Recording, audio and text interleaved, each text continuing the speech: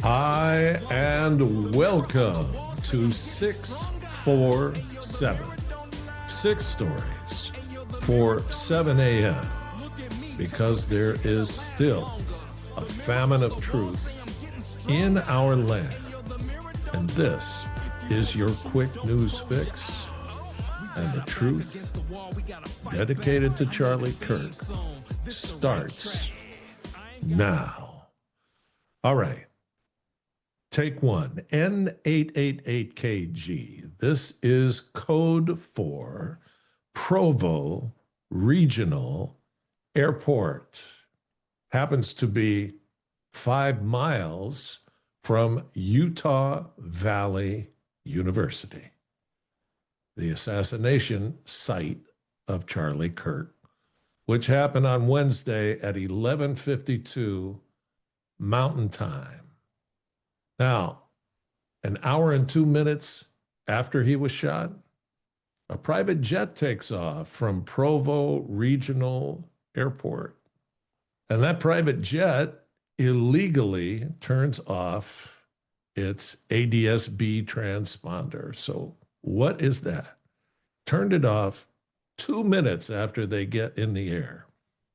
Well, the ADS-B is a transmitter device on an airplane that broadcasts its position, altitude, speed, and GPS signals. It's illegal to turn it off. Why would they turn it off? The jet was heading south towards the Arizona border, and my guess would be Mexico. If I was a professional hitter, I'd be headed to Mexico. So there's also another report that says the jet flew for 30 minutes, then turned off the ADS-B transponder, and then returned to Provo Regional Airport 1 hour later. So you see, things are in the mix, right? Wait a minute. Okay, if it came back to the airport, that should be easy enough, right? You go and investigate the plane, talk to the pilot, find out who the owner is, the whole thing, but we don't get that information. Maybe it's coming. Maybe it's coming. What we get is you can't handle the truth. So we're going to play a shell game with you. And we'll give you a shiny object. You know what the shiny object is? The college-looking kid in the stairwell. The person who looks like they're challenged to figure out how to go up the stairwell and get on the roof, right? That's the guy who does a professional hit with a Mauser. Maybe, just maybe, it's Sirhan. Maybe they let him out. Or it could be Lee Harvey Oswald. Or it could be James Earl Ray. Because you know what? We were told that all those 3 guys were killers. But I think we're going to find out they didn't really kill anybody. They're the shiny object. And we're getting the shiny object because we can't handle the truth. So let's check another truth text. Let's go back 2,000 years. I only want to read 5 lines to you and then see, can we make better sense of this than trying to find out who Charlie Kirk's assassin is? This is Matthew chapter 27, 5 lines, 45 through 50. Jesus dies on the cross. Now, from the 6th hour until the 9th hour, that's noon to 3 p.m. From the 6th hour to the 9th hour, there was darkness all over the land. That's this translation. The actual words say all over the earth, the entire earth. Not this regional area of Jerusalem. The entire earth was darkened. And about the 9th hour, Jesus cried out with a loud voice, Eloi, Eloi, lama sabachthani, which means, my God, why have you forsaken me? Some of those who stood there when they heard that said, the man is calling out for Elijah. Immediately, one of them ran and took a sponge and filled it with sour wine and put it on a reed and offered it up to him to drink, this sour gall. Some of those who stood there, when they heard that, said, let him alone.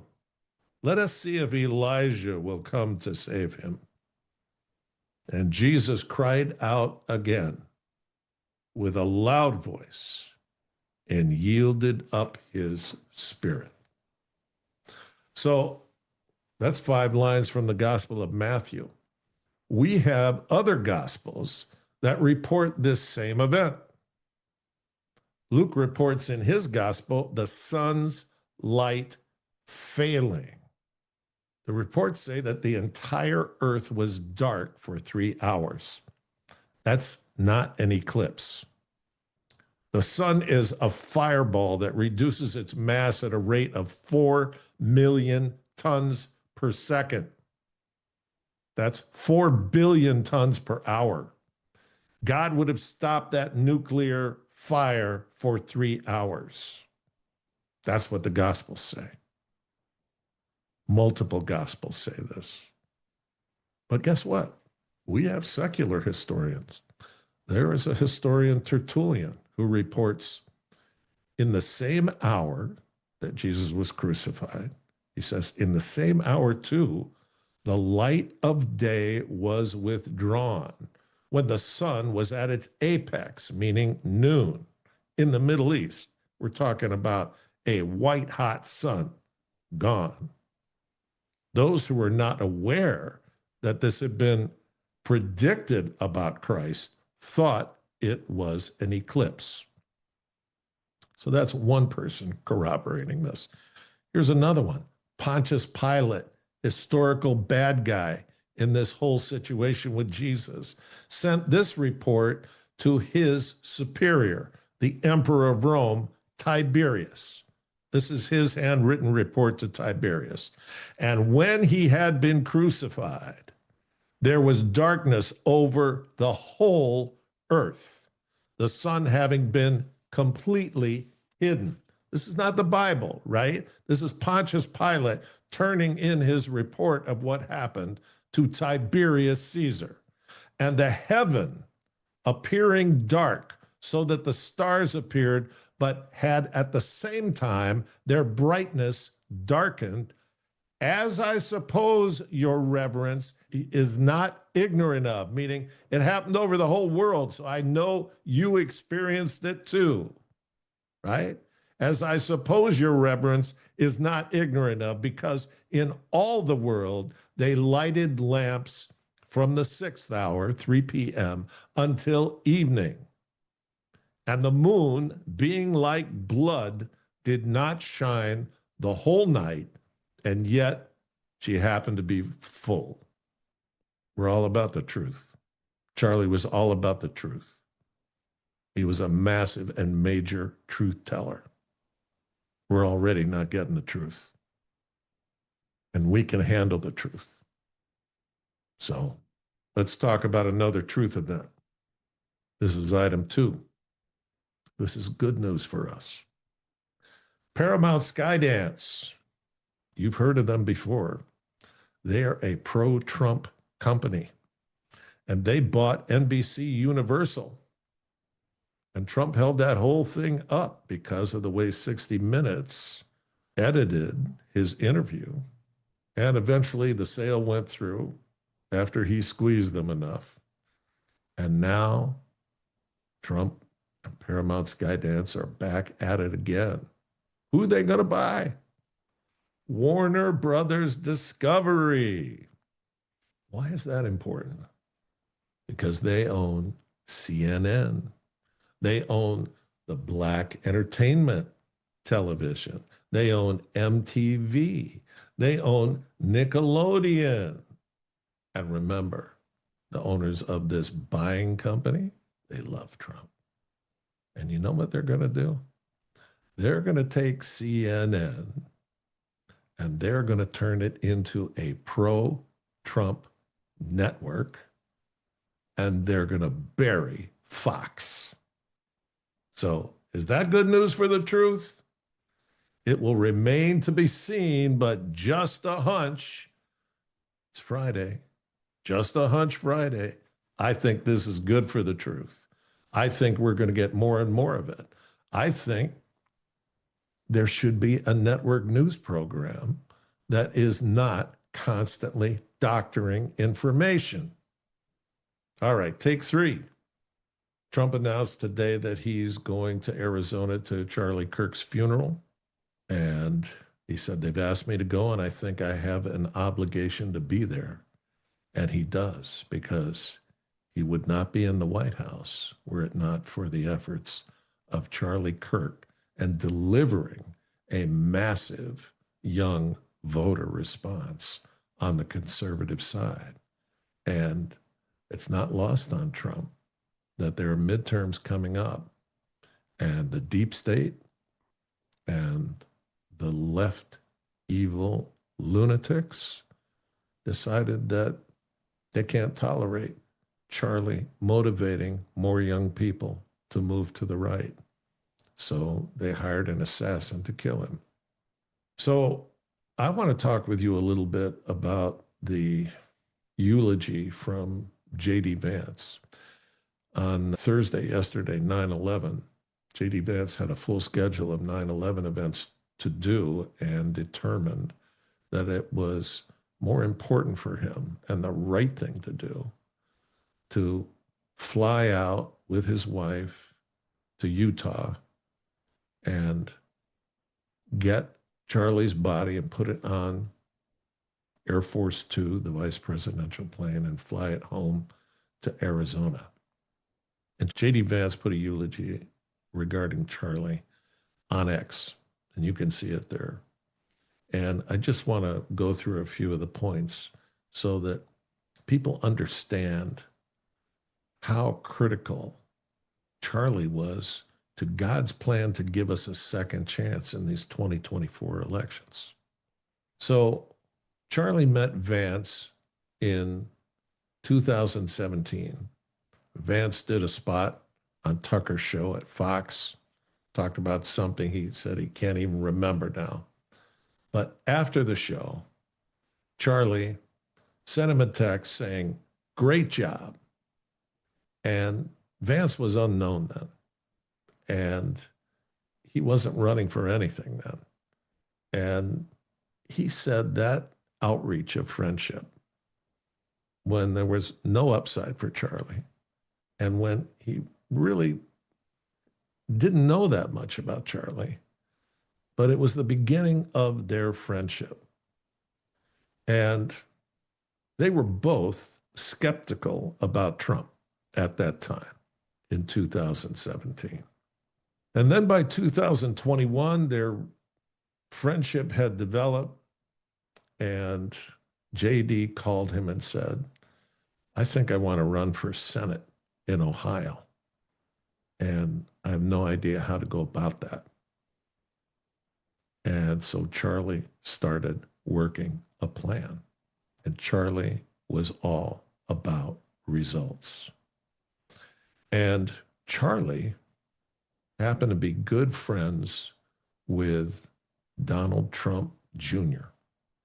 And so Charlie arranged for JD to meet Donald Trump Jr.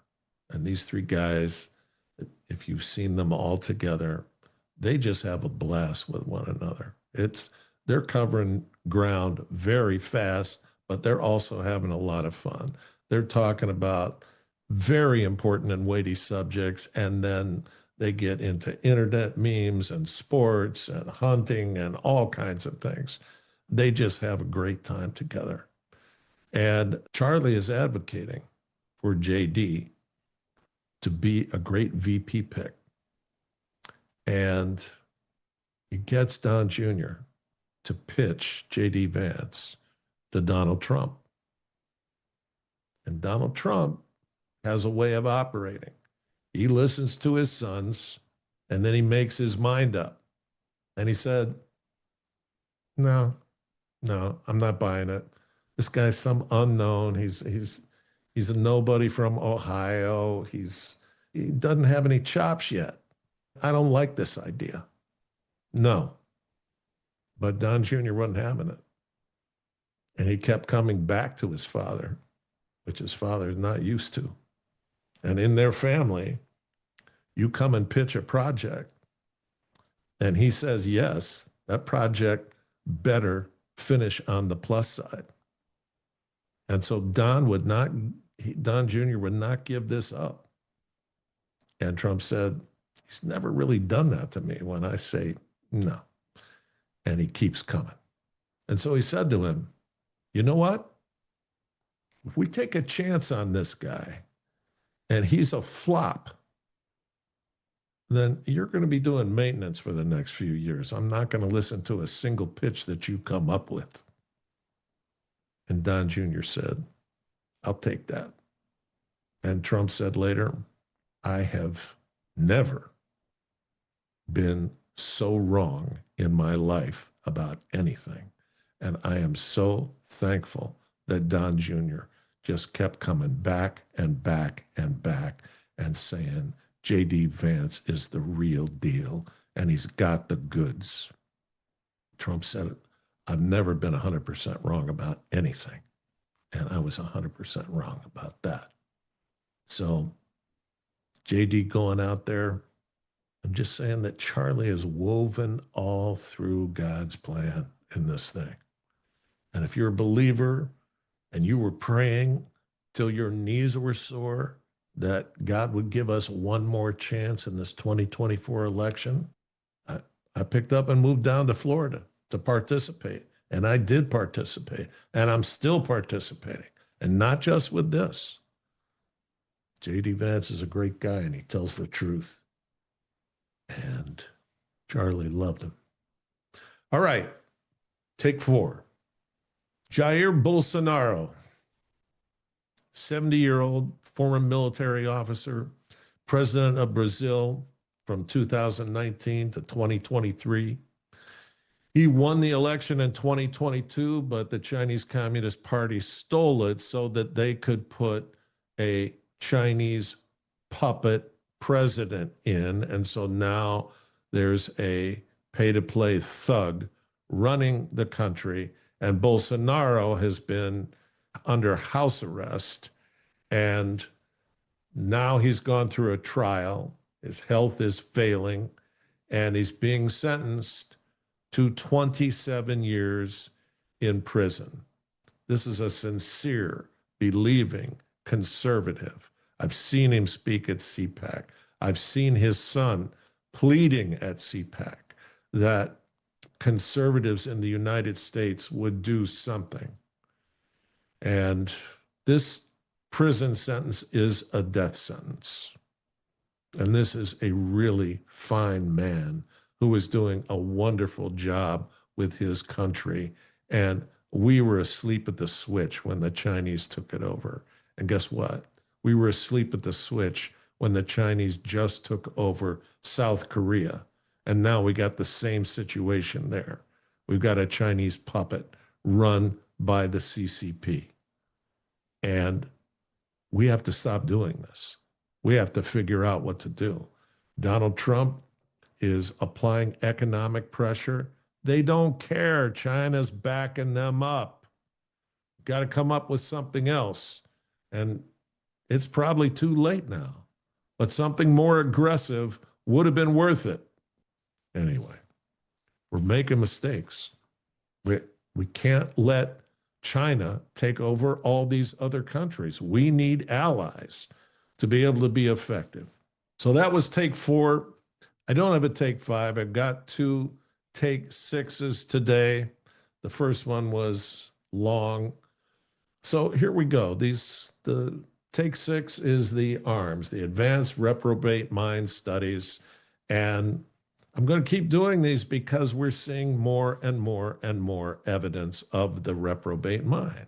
I just was talking with somebody today who lives in a blue city, and they were at a social event where there were lefties there, and he said they were giddy. They were absolutely, I'm talking yippee giddy because Charlie Kirk was killed. And In fact, they're like, this is so good, let's do it again. I hope they're going to take out Vance. This is what leftism is. It's a broken mind. It's a mind that God says can't be fixed. Once he gives you over to the reprobate mind, you can't fix it and you can't reason.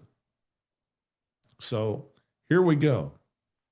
The minute that Charlie Kirk was shot, there was some guy right in front in a beard and long hair who started jumping up and down and cheering that he had been shot. Don't know much about him. He says his name is David, and he shows up on X with this explanation. I promise to talk, but only after silence, and only to two, meaning two entities. I've already secured one, and the other will come. So he's giving his explanation on X. I wish I could respond to everything coming in, but it's not possible. So forgive me. There is a lot of rage directed at me, you think, but I promise you'll understand when I speak, and I eagerly await a return to silence. Some are upset because I smile. He wasn't smiling.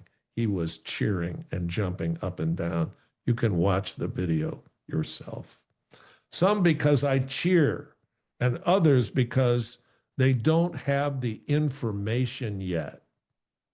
You see what this culture of lying is doing to people? If you see something, they just say, no, you didn't see that. You didn't see that happen. For everything Charlie represented, I was there for him. Not for his words. I just wanted to meet him. Please, please, please. I'm not like everyone else. And it's not just to judge me by an edited clip. In other words, the video someone took of him jumping up and down and cheering the minute Charlie shot, right? Charlie's still in the chair and this guy is cheering in front of him. You would not wish it upon yourselves. Please, right? That's the reprobate mind. That's seeing anybody shot like that, cheering. That's these people in blue cities cheering and saying, let's kill more of these conservative voices. Their minds are broken, okay? There's no dealing with them. And here's a second one. Laura Loomer putting this out. Source tells me now that Anthony Poff, the current U.S. Secret Service agent who mocked the assassination of Charlie Kirk on Facebook today, has been put on administrative leave, and he is now facing termination. He said Charlie's murder was karma. This is what he said in his text. Charlie's murder was karma. Keep sending me screenshots of all federal employees who cheer or mock Charlie's death. I'm personally going to make sure these people get fired. That was Laura Loomer's quote. This guy is saying Charlie brought it all on himself by hate speech. This is a Secret Service agent. You think that Trump can trust the Secret Service? I don't know if you saw his dinner out Wednesday at Joe's Stone Crab in D.C., but Code Pink came in with all their crazy, screaming, blue-haired activists, and those people were within 3 and 4 feet of Trump, of Vance, of Marco Rubio, of the chief of staff, of Pete Hegseth. There's full dinnerware on all tables, steak knives, all kinds of things. What the hell is going on with the Secret Service? We need to hear the truth about this. And Trump and his people got to get serious, okay? We're at war.